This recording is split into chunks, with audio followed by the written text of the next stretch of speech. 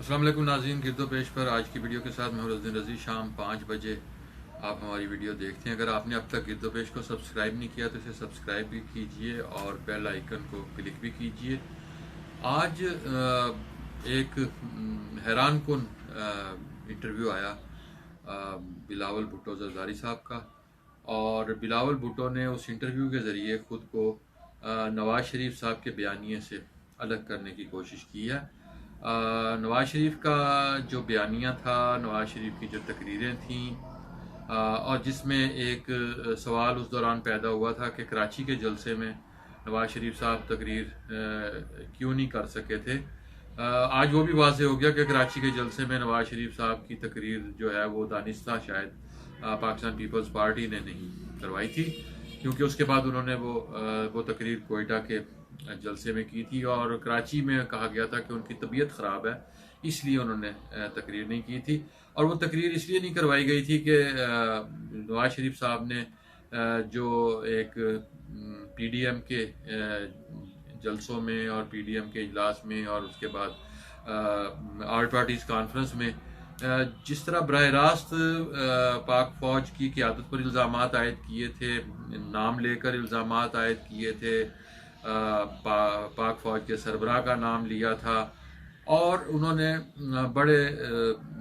Rough अंदाज में उन्होंने गुफ्तगू की थी, और इस पर सबको हैरत भी हुई थी। और अब नवाज़ शरीफ साहब के इस बयानी के हवाले से जो एक ताज़ा इंटरव्यू आया आज बिलावल साहब का, उसमें उन्होंने कहा है कि हमें उनके इस बयान पर हैरत हुई थी और उन्होंने इस पीडीएम की क़यादत को इस बारे में एतमाद में नहीं लिया था नवाज़ शरीफ साहब ने। और ये एक ऐसा बयान है जो आज की बुनियादी ख़बर है, और इसमें हमें अब देखना ये है कि इस बयान के बाद जो कुछ और बातें अब ज़ेर बहस आएंगी कि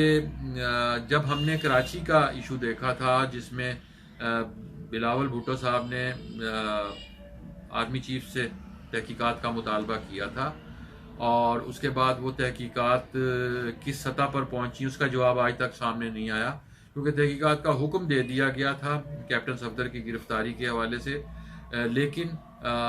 उसके बाद तहकीकात कहाँ तक पहुंची। तो वो पहला राब्ता था वो बिलावल साहब की जानिब से खुद राब्ता किया गया था और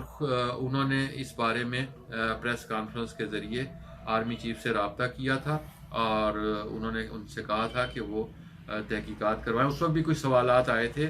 कि अगर आप कह रहे हैं कि हमारी जिद्दोजहद जो है वो उस बयानिए के लिए है जिसमें आप आज़ादाना इंतखाबात चाहते हैं और जिसमें आप इदारों की मुदाखलत नहीं चाहते, और आप इदारों के साथ जब आप पर इल्ज़ाम लगाया जाता है कि आप इदारों के साथ खुफिया मुलाकातें कर रहे होते हैं और उनके साथ बात कर रहे होते हैं, तो फिर जब आपका जी चाहता है तो आप उनसे खुद रब्ता भी करते हैं और इल्ज़ाम तराशी भी करते हैं। ये एक ऐसा मोड़ था जिस पर बहुत से सवालात आए थे, और आज के इस बयान के बाद, आज के इस इंटरव्यू के बाद अब देखना यह है कि आइंदा पीडीएम का मुस्तकबिल क्या होगा। मरियम नवाज़ की टोन अब भी वही है, उनकी टोन में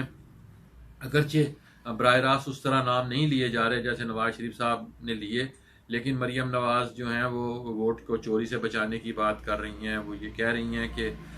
इदारों पर नज़र रखनी चाहिए, लोगों को नज़र रखनी चाहिए कि उनका वोट चोरी ना हो। तो वोट चोरी का इल्ज़ाम वो किस पर आयद कर रही हैं,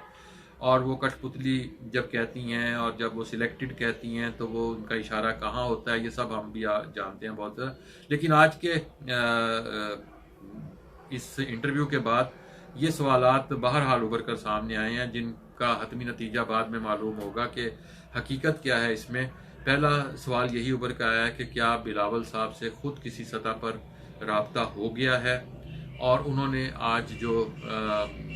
मौक़िफ़ इख्तियार किया, थोड़ी सी बयानिए से दूरी इख्तियार की है, क्या वो उसी राब्ते का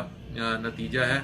और दूसरी बात यह है कि वो इस मौक़िफ़ पर कब तक कायम रहेंगे, और क्या इसके नतीजे में उन्हें कौन सी सहूलतें मुयस्सर आएंगी। क्या आसिफ जरदारी साहब को कोई सहूलत मुयस्सर आएगी, क्या मुस्तकबिल के किसी मंजर में कोई सहूलत मुयस्सर आएगी, या सिर्फ उन्होंने سندھ میں اپنی پارٹی کو بچانے کے لیے یہ سب کچھ کیا۔